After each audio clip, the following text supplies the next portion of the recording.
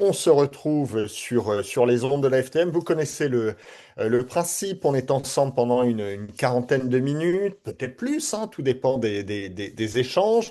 On va engager une interview avec notre invité. Et puis, si vous avez des questions, des commentaires à faire, vous n'hésitez pas. Vous le faites sur le module Q&A en bas de votre écran. Et je me ferai un plaisir, évidemment, de me faire votre porte-parole auprès de notre invité. Notre invité, on est très très heureux de l'accueillir aujourd'hui. C'est le nouveau directeur général d'Avas Voyage, Grégory Baumann. Bonjour Grégory.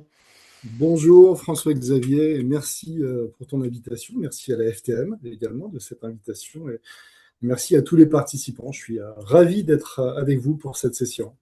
Eh ben, plaisir partagé, Grégory. On va évidemment reparler d'Avas Voyage, bien sûr, de sa stratégie, de votre nomination. Mais avant, on va évoquer ce qui fait évidemment l'actualité depuis un mois, l'intervention israélo-américaine en Iran. Donald Trump s'est exprimé cette nuit à 3 heures du matin, heure française. Beaucoup anticipaient une annonce positive sur la suite de ce conflit. Il n'en a rien été. Et le prix du pétrole est reparti à la hausse ce matin. Il semble, et je parle bien au conditionnel, je ne suis pas un expert du Trumpisme, mais il semble en tout cas ne pas trop savoir comment sortir de cette situation. La une de The Economist hier est extraordinaire. Je vous invite vraiment à la regarder. Les unes de The Economist sont les meilleures du monde, hein. C'est un truc de dingue depuis des années. Vous voyez au premier plan un Donald Trump qui vocifère, au deuxième plan un Xi Jinping qui sourit avec le titre suivant: Ne jamais interrompre votre ennemi quand il fait une erreur. C'est extraordinaire, mais bon, ils sont très très forts pour ça. Bon, Grégory, évidemment, je disais, ça fait un mois que cette intervention a démarré. Est-ce que vous avez eu, vous, des opérations de rapatriement dans le voyage d'affaires, comme vous avez eu dans le loisir ou pas? Oui, moins dans le voyage d'affaires que dans le loisir, mais néanmoins ça a été le cas. Et c'est vrai, pour revenir sur la date pivot du 28 février, ça vient chahuter ce début d'année. Et pourtant, on est dans une industrie où les crises, on connaît. Le contexte international, il est difficile depuis plusieurs années maintenant, mais là, on atteint quand même un point qui est un point difficile, avec une incertitude sur le jour d'après. Et comme toi, François-Xavier, j'étais hier assez optimiste sur ce que pouvait annoncer Donald Trump, et puis la réalité en est différente. Et cette première caractéristique qu'on peut lui reconnaître, c'est en effet d'être imprévisible, ce qui n'est pas bon pour la stabilité des marchés qui recherchent de la confiance. Et on peut, je crois, tous faire le constat qu'on est un peu prisonnier de ces décisions, sans juger ces décisions, mais en tous les cas, à chaque fois qu'une décision est prise, le monde est touché. De notre côté, donc évidemment, ça a chahuté. Dès les premières heures, on a dû organiser des rapatriements pour répondre concrètement à la question.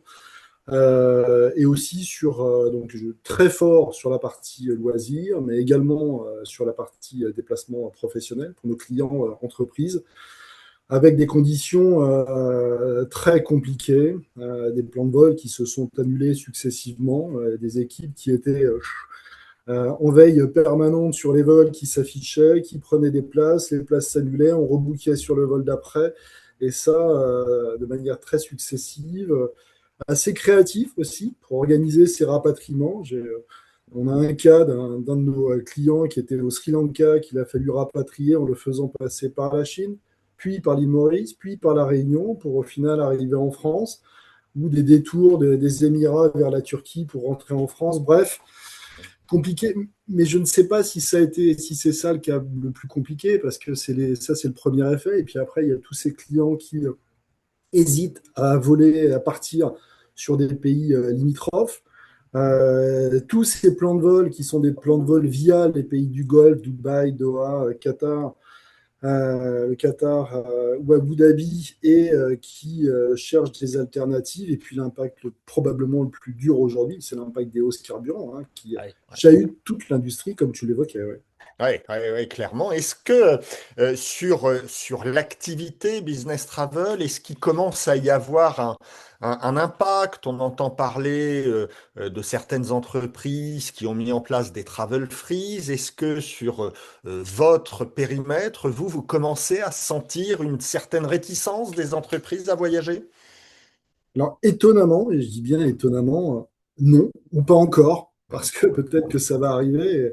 On est aujourd'hui, c'est très difficile de faire des prévisions. D'ailleurs, nous ne faisons pas de prévisions. On avance avec beaucoup de prudence là, face à ce contexte. Mais le mois de mars, alors depuis le début de l'année, on a une tendance qui est une tendance croissante. On est à plus 3% chez Avas Voyage, qui est liée aussi à de l'acquisition de nouveaux comptes, c'est vrai.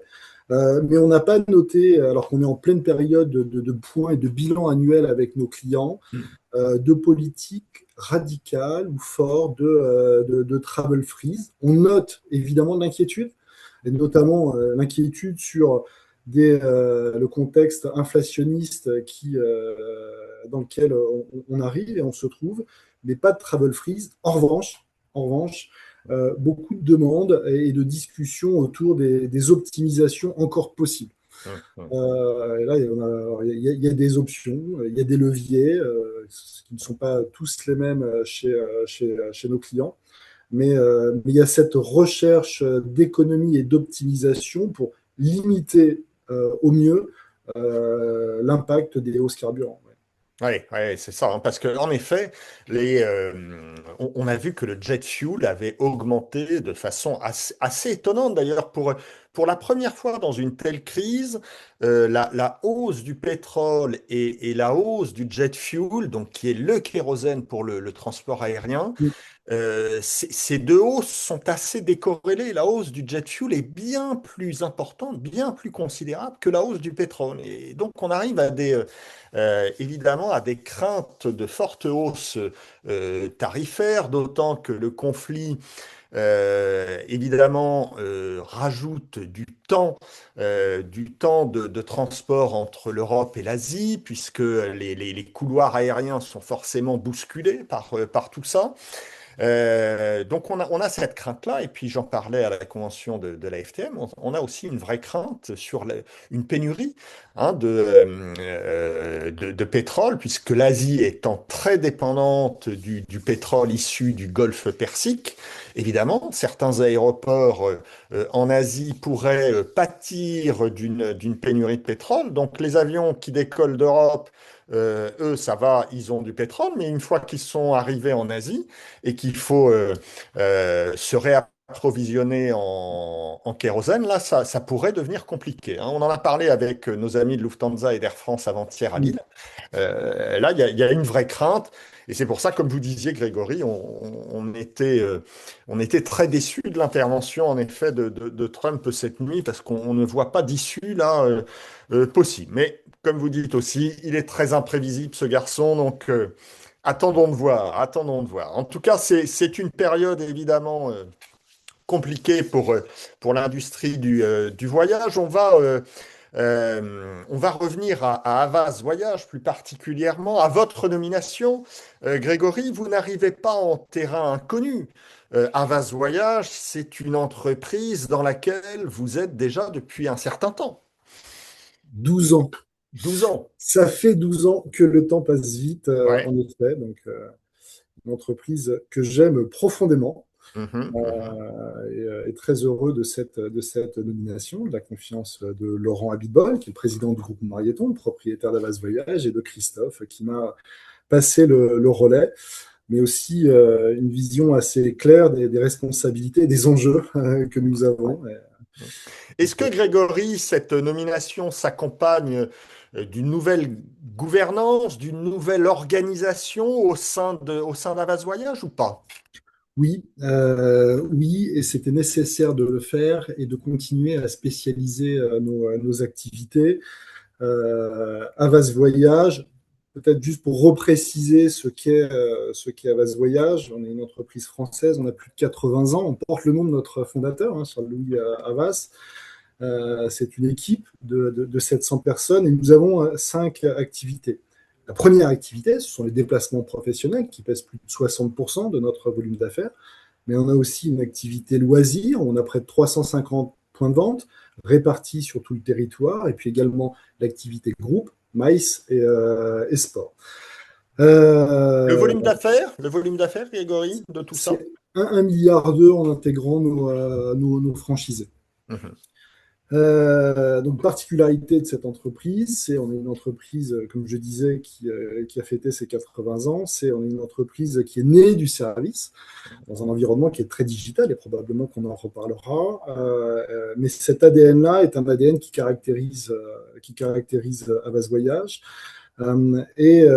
C'est pour répondre à ces enjeux de service qu'on continue à mettre en place une spécialisation dans chacun de nos métiers, parce que chaque métier nécessite d'être encore plus pointu et de répondre encore mieux à chacune de ces exigences. Sur la partie business travel, pour répondre précisément à ta question, oui, l'organisation, on l'avait anticipé, a évolué. Dans les grands changements de l'organisation, d'abord, on a pour accompagner notre développement et prendre en charge la totalité des opérations, on a nommé un directeur des opérations qui vient gérer nos 17 plateaux d'affaires, parce qu'on a 17 BTC répartis sur le territoire. Et son rôle, c'est évidemment de continuer à renforcer toujours la qualité de service et puis de s'assurer qu'on réponde sur chacun de nos plateaux aux enjeux de nos clients. Donc ça, c'est un premier changement. Il s'appelle Brice Nicolas, il connaît très bien notre industrie. Deuxième changement, c'est que on a nommé en milieu d'année dernière, et peut-être que le nom va parler à certains des participants, à Cyril Pellegrin, qui est directeur commercial et marketing de la partie business travel, et sous sa responsabilité, les account managers et les équipes sales et la partie marketing. Et ça, c'est important parce que on a aujourd'hui de l'ambition, et quand on a de l'ambition, il faut avoir les moyens de cette ambition et donc se structurer pour gagner des parts de marché. Et on a continué à se structurer aussi pour répondre à 2 segments. On a un marqueur assez fort, qui est le marqueur mid-market, PME, PMI. Et puis, progressivement, au fil des années, depuis qu'on a quitté l'environnement Carlson, parce que Carlson a été notre actionnaire, eh bien, nous sommes rentrés sur le marché des grands comptes.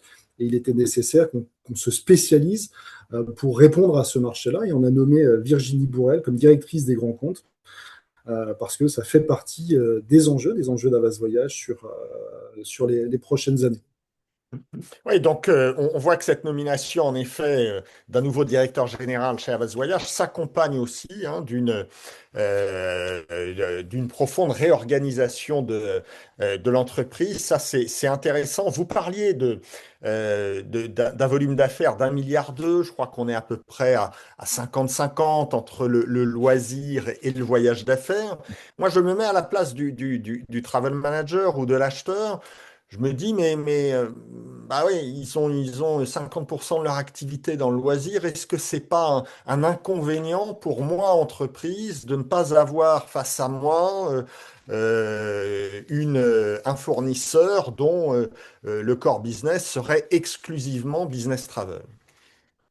Euh, alors, pour repréciser, notre première activité, ce sont les déplacements professionnels et ça pèse 60%. D'accord. Et c'est une bonne question, François-Xavier, qui est posée, parce qu'en effet, on est beaucoup plus visible au travers de notre réseau d'agences qui a pignon sur rue qu'au travers la partie déplacement professionnel. Globalement, on a été pendant de nombreuses années assez peu visible sur le business travel et on œuvre à être davantage visible parce que le savoir-faire, c'est bien, mais le faire savoir, c'est bien aussi. Et on doit gagner en visibilité. Nos organisations et nos différentes activités sont vraiment segmentées. Ce sont des départements qui sont distincts, avec des équipes qui sont distinctes. Je le disais, l'équipe Business Travel, il y a un patron des opérations qui gère 17 plateaux d'affaires.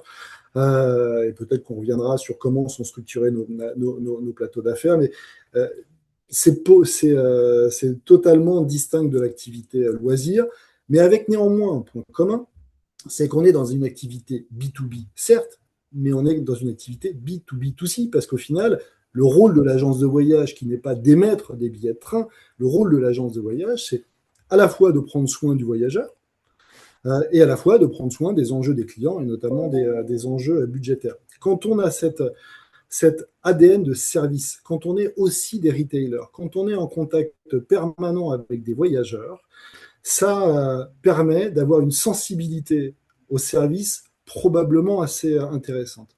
L'autre bénéfice, c'est notre volume, donc le poids des achats que l'on représente sur le marché, parce que, et peut-être le préciser, quand nous on négocie chez Havas Voyage avec des compagnies aériennes, avec des loueurs de voitures, avec des centrales hôtelières, etc.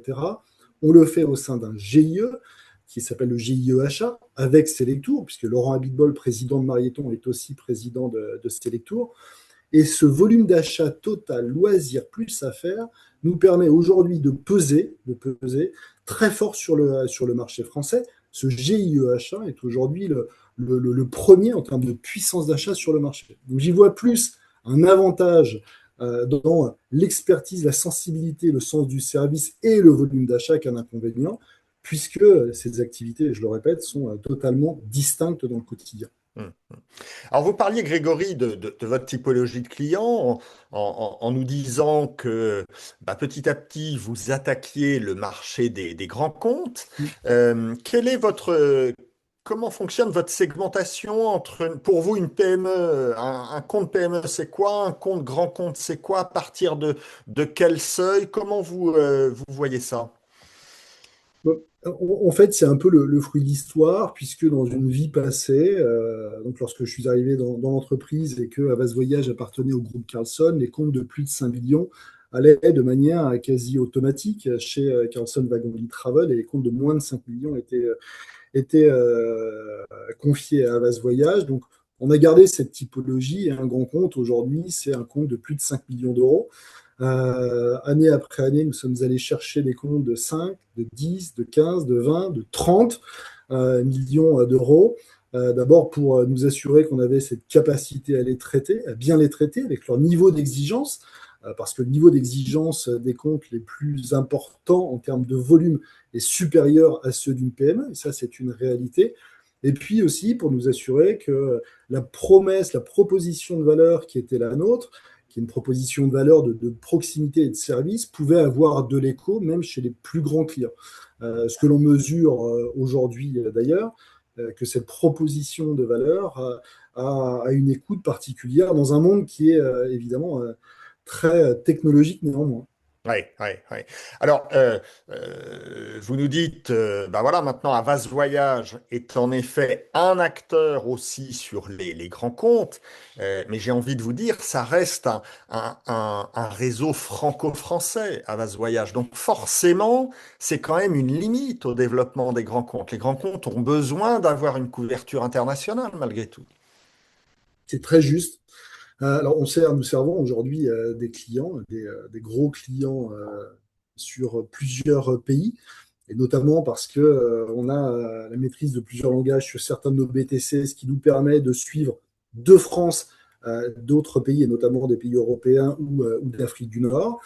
Ça, c'est la première étape. La deuxième, c'est le fait d'avoir demain, et quand je dis demain, c'est un demain qui est éminemment proche et pour lequel on fera des annonces très prochainement, d'un partenariat qui nous permet en effet d'aller beaucoup plus loin d'un point de vue géographique, Amérique, Asie, parce que il y a aujourd'hui le terrain des comptes globaux est un terrain qui est sur un territoire beaucoup plus large que la France. Néanmoins, parce que pour discuter et de plus en plus fréquemment maintenant avec de grandes organisations, on s'aperçoit que avoir un prestataire qui est français, basé en France, qui peut être différent d'un autre prestataire qui viendrait couvrir d'autres pays géographiques, eh bien, ça intéresse. Ça intéresse parce que souvent, pour les grands comptes français, le premier pays, c'est la France, que le niveau de service attendu en France est élevé, parce que la France a des spécifiques qui n'existent pas dans d'autres pays. On pourrait citer le rail, par exemple, la complexité de l'hôtellerie, qui n'est pas regroupée autour de quelques chaînes, mais qui est quand même extrêmement décentralisée auprès de beaucoup d'indépendants. et le niveau d'exigence en France nécessite d'avoir une expertise forte sur ce territoire-là. Ouais. Ouais, la notion de souveraineté n'est pas seulement un argument marketing. Vous semblez dire que ça résonne de façon particulière chez les clients français aujourd'hui? Alors, pour être totalement honnête, je ne dirais pas que c'est le premier critère, au même titre que le RSE n'est pas le premier critère. On est Euh, d'accord. voilà, le critère service, le critère économique, le critère technologique sont trois critères extrêmement importants. Néanmoins, ce que l'on entend aujourd'hui de manière beaucoup plus claire de la part des clients, c'est à offre équivalente, la préférence nationale prévaut. Donc, dès lors que l'entreprise est française, si on estime ou si les entreprises estiment que la proposition de valeur correspond, eh bien, il y aura cette différence qui servira à cette cause. Et c'est très bien, et j'en suis probablement, avec un regard biaisé, très heureux. En tout cas, deux annonces déjà importantes lors de ce webinaire. Une première sur la réorganisation d'Avas Voyage qui nous montre que Havas Voyage va avoir une vraie stratégie structurée sur les grands comptes et plus seulement sur les PME. Maintenant, on a vraiment cette segmentation qui existe de façon organisationnelle chez Havas Voyage. Et puis ensuite, l'annonce d'un partenariat à venir. Donc, j'imagine que c'est d'ici quelques semaines. Vous sembliez très optimiste. Un partenariat à venir qui permettrait à Havas Voyage d'avoir une couverture plus internationale, justement, pour pouvoir servir ces grands comptes. Donc ça, c'est deux éléments intéressants. Havas Voyage, Grégory, c'est Marieton. Marieton, dans le voyage d'affaires, c'est Havas, bien sûr, mais c'est aussi Ailleurs Voyage. Et puis, depuis l'été dernier, Super Tripper. Il vous arrive, évidemment, j'imagine, d'être tous les trois répondant au même appel d'offres. Comment ça se passe dans ces cas-là? Est-ce que c'est que le meilleur gagne? Est-ce que c'est à un moment donné Laurent Abitbol qui siffle la fin de la récré? Comment ça se passe? Non, c'est que le meilleur gagne. Ça, c'est très clair. Alors, c'est assez rare en définitive qu'on se retrouve à trois sur Oui. des consultations parce que la typologie ou des clients n'est pas forcément la même. C'est un peu plus fréquent, c'est vrai, avec Ailleurs Business qui nous ressemble davantage. Euh, oui, ce sont des compétiteurs que le meilleur gagne. Évidemment, en plus de cela, il y a une question d'ego dans le groupe, et je dois le dire, et je le reconnais. Mais tout ça, c'est sain. Ce qui est vrai, c'est que l'arrivée de Super Tripper au sein du groupe Marieton probablement a été une surprise. On n'attendait pas Laurent Abitbol faire l'acquisition d'une entreprise qui, à la base, est une entreprise technologique. Ça prouve plusieurs choses. D'abord, c'est qu'il croit en cette activité, le business travel, et qu'il investit dans le business travel. Et ce n'était pas une nécessité, mais plus une opportunité, une histoire de rencontre. Et on est ravis d'avoir accueilli Maxime dans le groupe parce il a beaucoup de talent. Il est très complémentaire. Et même si nous sommes des concurrents, en réalité, ce que ça apporte au groupe, c'est de partager une vision, de challenger les points de vue. Et probablement que ça nous rend plus forts. Mais les marques, et c'est ce qu'il faut retenir, les marques restent concurrentes et Havas Voyage reste une marque conquérante. Mhm, mhm. Oui, vous nous disiez, c'est vrai que Havas Voyage et Ailleurs Voyage se ressemblent dans leur approche du marché. Ça, c'est une vraie difficulté pour les entreprises, pour les travel managers, les acheteurs aujourd'hui. C'est différencier aujourd'hui les TMC. C'est compliqué pour elles d'essayer de voir ce qui fait sa particularité en termes de proposition de valeur, de service, de produits. Et c'est tellement difficile finalement pour eux que le seul point de différence, ça devient le prix. Ça, c'est un vrai piège pour les TMC. C'est vrai, et je vais prendre le sujet et le point chez nous, agence de voyage, et chez moi en particulier, parce que je vais parler pour moi.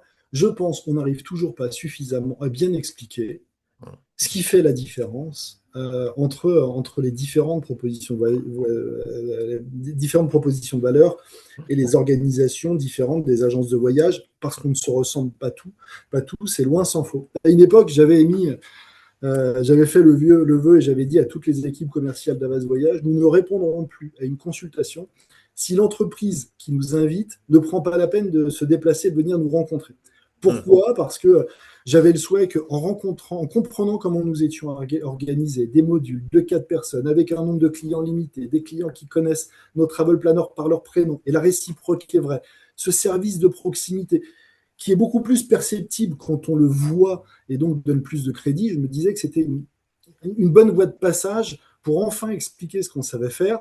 La réalité, c'est que tout le monde n'a pas capacité à se déplacer, tout le monde n'a pas la volonté de se déplacer, et qu'à un moment, j'ai été obligé de céder. hum. Mais et c'est vrai, et je me mets à la place des acheteurs, que c'est compliqué de différencier les uns et les autres, à nous aussi, et à moi aussi, de mieux, d'être plus capable d'expliquer et de manière concrète, avec du rationnel, avec des éléments tangibles, et notamment sur la qualité de service, Hum. comment, comment on fait la différence. J'avais une discussion il y a une semaine, on était finaliste pour un marché d'une grande entreprise dans la région en Rhône-Alpes Hum. qui traite des déchets. Et donc, le directeur des achats qui m'appelle me dit, nous avons envie de travailler avec vous, mais vous êtes 30% plus cher que l'offre moins 10 ans. Et je disais, mais déjà 30%, je ne comprends pas, c'est la première des choses. Et puis l'autre point, c'est qu'on a des équipes qui sont toutes basées en France. Nous, nos équipes, elles ont en moyenne 15 ans d'expérience, donc elles ont les salaires qui correspondent à l'expérience qu'elles ont, au service qu'elles offrent. Et c'est tellement peu, 30% de ce qui. Parce que la réalité d'une agence de voyage, c'est qu'elle coûte, grosse maille, hein, entre 2 et 3% du budget global. Donc quand on va gagner ne serait-ce que 10%, de 0, de 3%, on gagne 0,3%.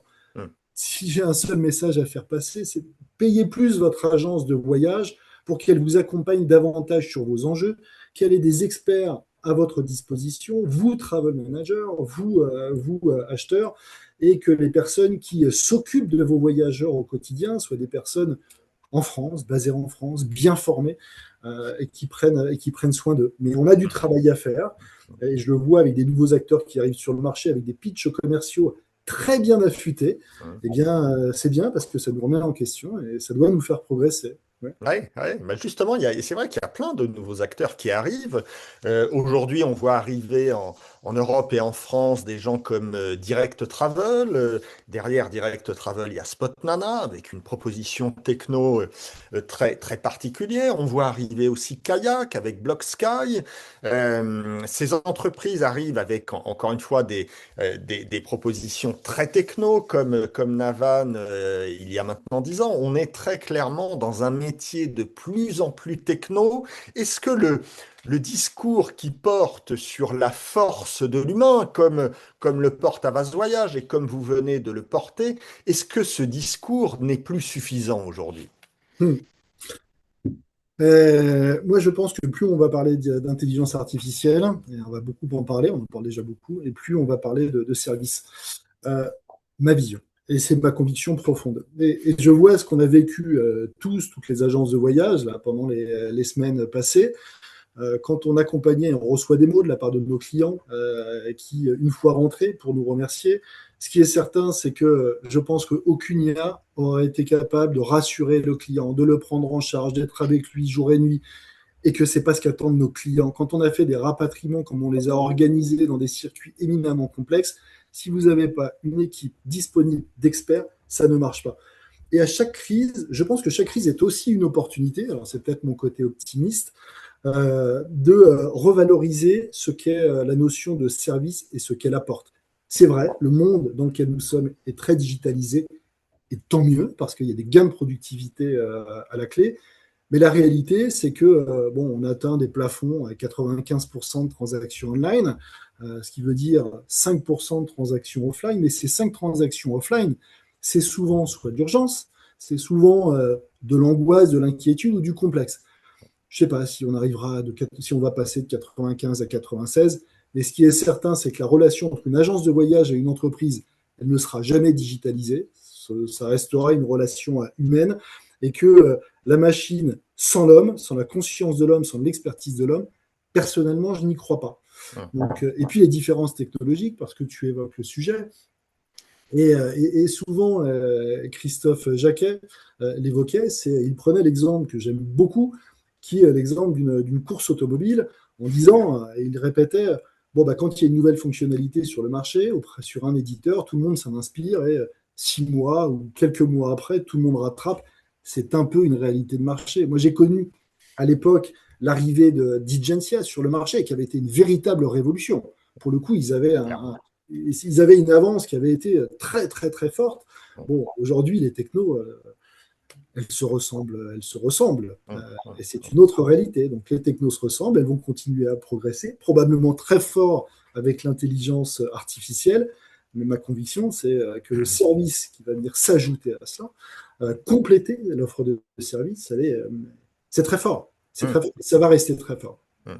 L'un des enjeux à propos de ces technos, c'est en effet ces nouvelles plateformes technologiques un peu tout en un. On a vu ce qu'il en était avec l'alliance entre Concur et Amex GBT. On voit de plus en plus de TMC qui essayent justement de valoriser des technologies propriétaires. Aujourd'hui, Havas Voyage reste agnostique. Est-ce que le sens de l'histoire, Grégory, c'est quand même pas d'être propriétaire de sa technologie?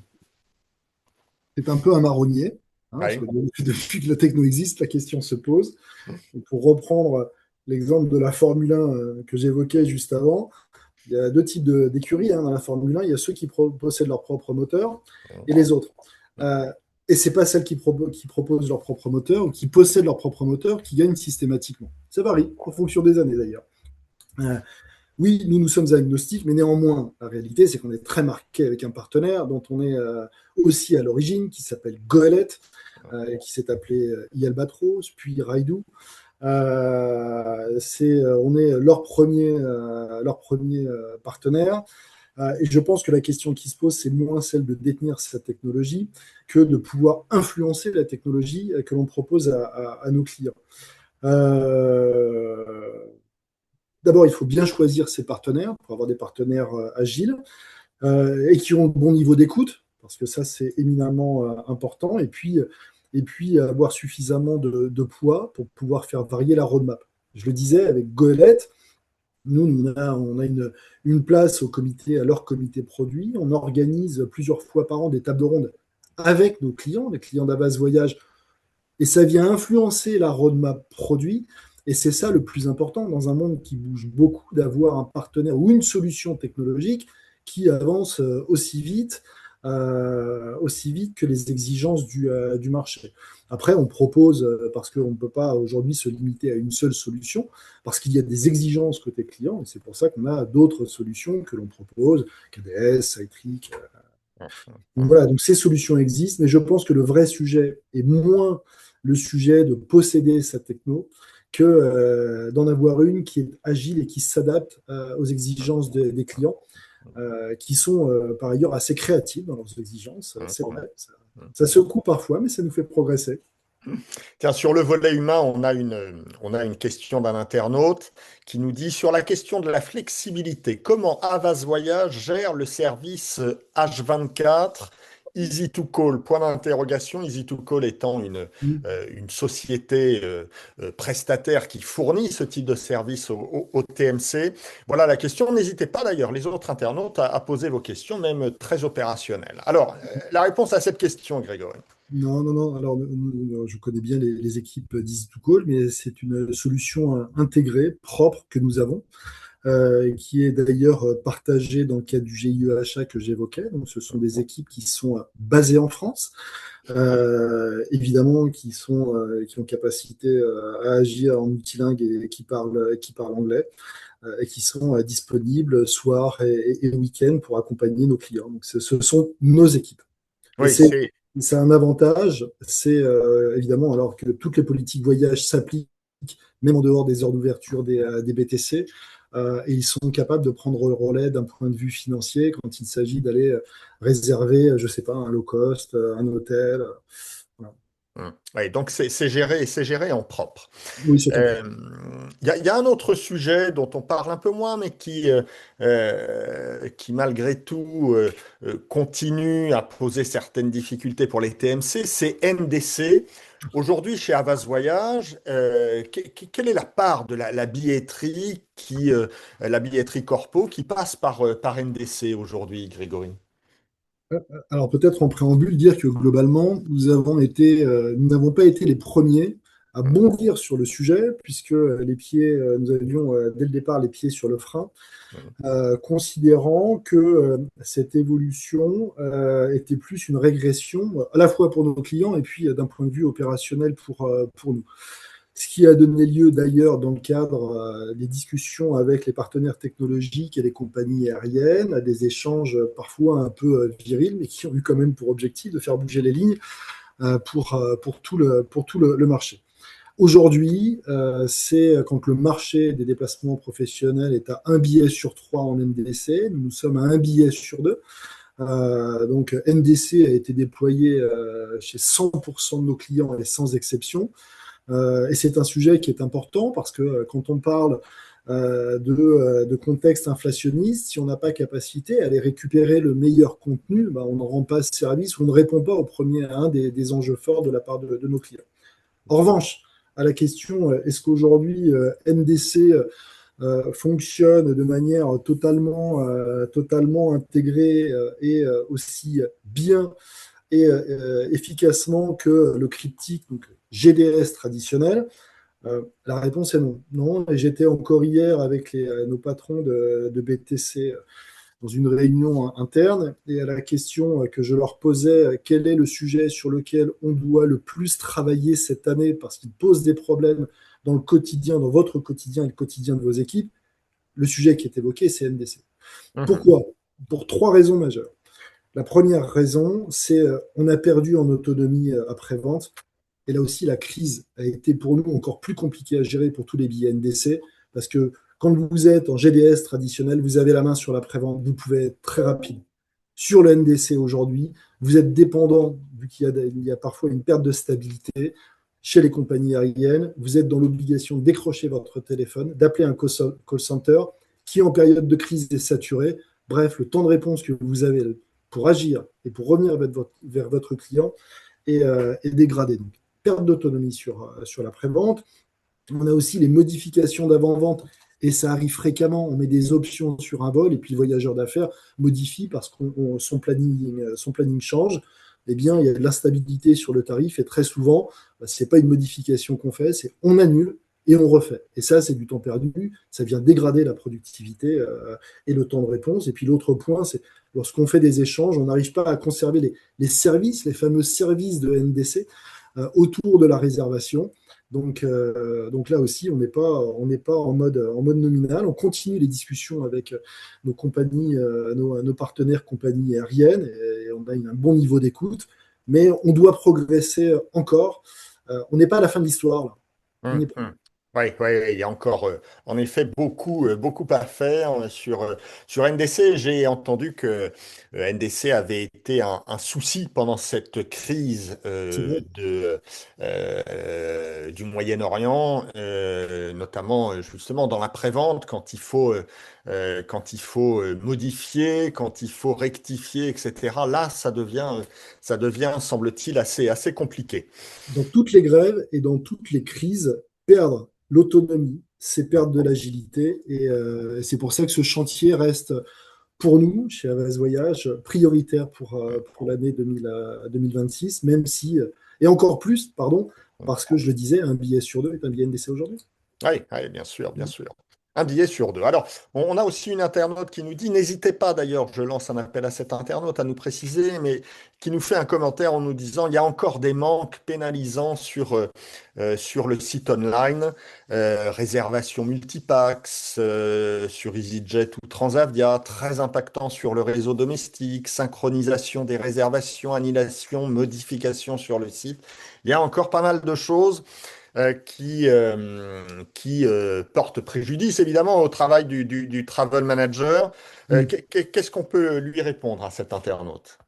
Oui, alors il y a des sujets, le multipax existe, la modification existe, donc il y a peut-être sur certains sujets des paramétrages et j'invite cette personne à se rapprocher de son contact à Vase Voyage ou de me contacter directement, parce que je pense qu'il y a des réglages que l'on peut opérer, et puis après il y a des sujets qui sont liés au même, qui sont liés directement aux partenaires qui sont les nôtres. Dans tous les cas, ce qui est vrai, c'est que la technologie va continuer de progresser. Nous, on est très attentif à l'amélioration de nos outils. Et je le disais, on organise des tables rondes avec nos clients qui, pour les derniers, nous ont dit, on a besoin de simplifier votre plateforme, notamment sur l'hôtel et l'aérien.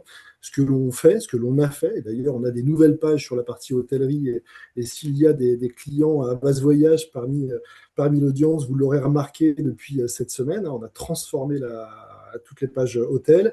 Et dans les prochains jours, vous le verrez, la partie R également évoluera avec toujours le même objectif, que ce soit le plus fluide possible pour l'utilisateur, le contenu toujours plus large, et puis que ce soit toujours plus lisible, et notamment dans l'aérien, on voit que les offres se multiplient, et il faut que nos outils s'adaptent à la multiplicité des offres.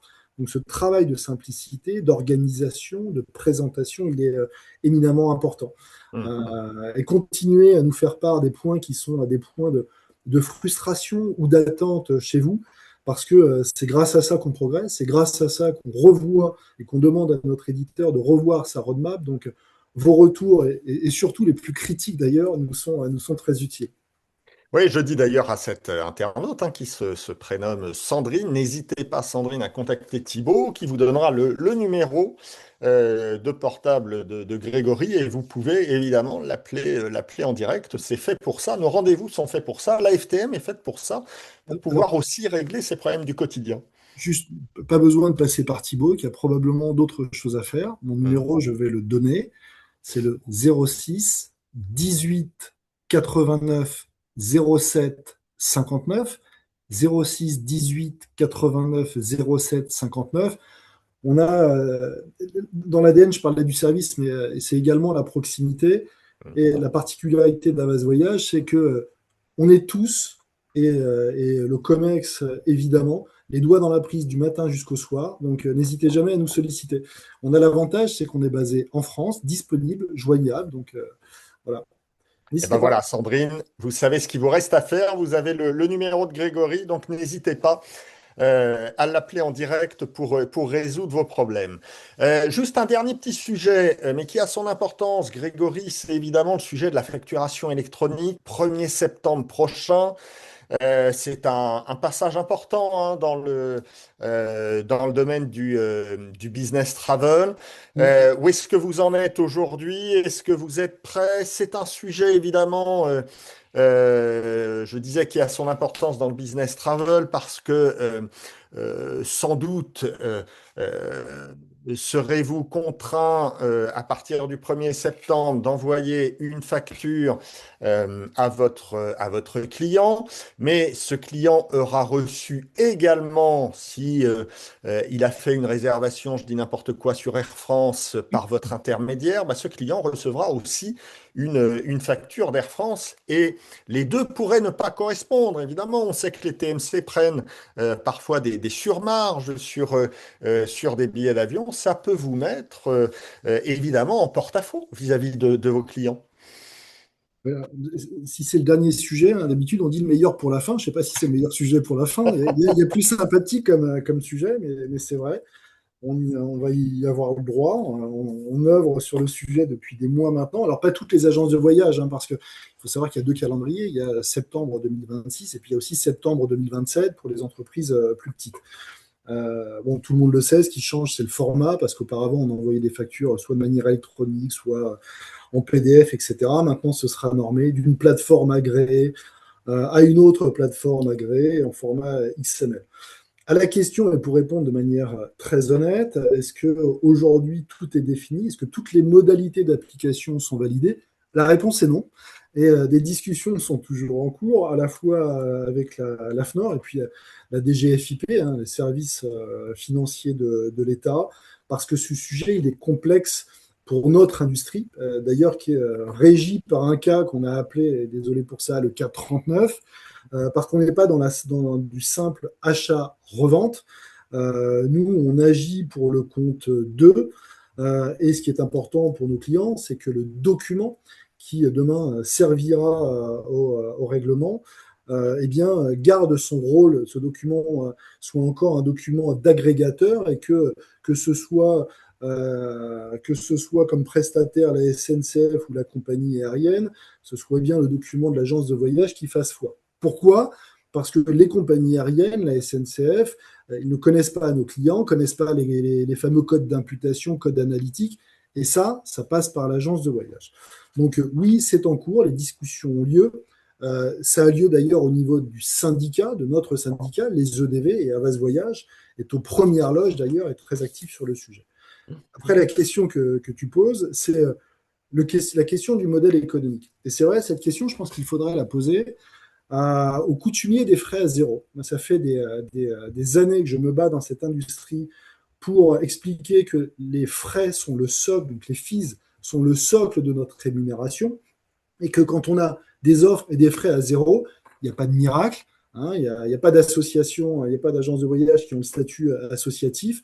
Donc, rien ne coûte, tout vaut. Surtout quand les frais d'agence d'ailleurs ne pèsent que 3% et qu'on devrait tous se battre pour revaloriser le plus possible nos frais d'agence. Donc, je pense que les frais à zéro n'existeront plus dans quelques mois.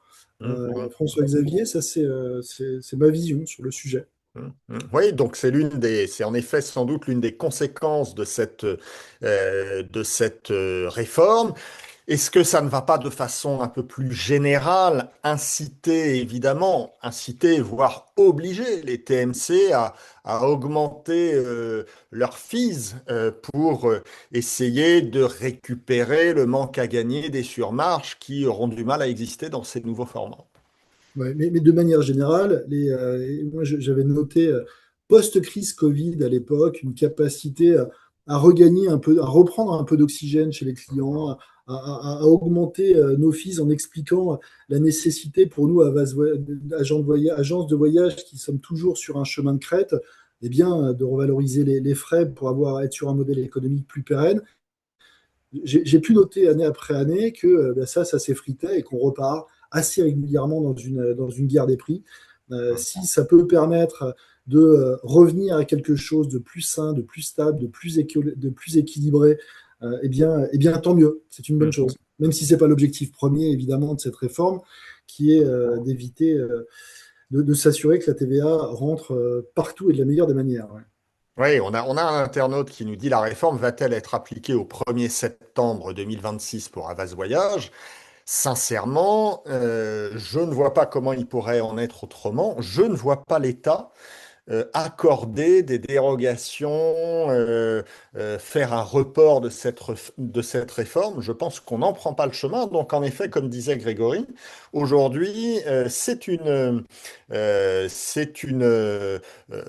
dirais pas une négociation, mais en tout cas des contacts directs entre le syndicat et l'État pour être prêt de toute façon au 1er septembre. Je ne vois pas comment il pourrait en être De autrement, toute moi. façon, au 1er septembre, et c'est pour ça que ces discussions ont lieu pour acter des dernières modalités, entériner un modèle et l'appliquer. Donc, en tous les cas, cet objectif, pour nous, il est ancré. Il est ancré. Non, non, mais tout à fait. Mais c'est en effet un moment important et on en reparlera évidemment dans les conventions de la FTM. On a aussi en effet un autre commentaire d'une internaute et là je lui dis la même chose qu'à Sandrine. N'hésitez pas à appeler Grégory en direct puisqu'elle nous fait le commentaire suivant. Pour les locations de voitures, les utilitaires ne s'affichent pas sur la plateforme. Et c'est évidemment pour eux une perte de temps car à ce moment-là, on a besoin de faire les résas offline. C'est tout le sujet qui était aussi abordé par Sandrine, donc n'hésitez pas. Très bon Grégory. commentaire. Là, c'est un sujet qui fait partie de nos évolutions pour cette année et dans les mois à venir. Je ne donnerai pas le mois qu'on s'est mis, nous, dans notre roadmap, parce que j'aime pas prendre des engagements que je ne sais pas tenir. Mais on a la solution pour, donc c'est pour très bientôt. C'est pour très bientôt. Bon, bah Merci voilà, comme ça, beaucoup. on en sait davantage sur cette question. Bah, écoutez, il est 11h50, on est resté 50 minutes ensemble. La chose assez étonnante, Grégory, c'est qu'il y a autant d'internautes connectés au début qu'il n'y en a à ce moment-là, 50 minutes après, ce qui veut dire que vous avez intéressé notre panel d'adhérents qui est toujours très présent sur ces webinaires et on les en remercie. Un grand merci Grégory d'avoir accordé de votre temps. On se retrouve bien sûr lors des conventions, on se retrouve bien sûr lors des différents webinaires de la FTM et on a Jennifer qui nous dit c'était hyper intéressant. Un grand merci.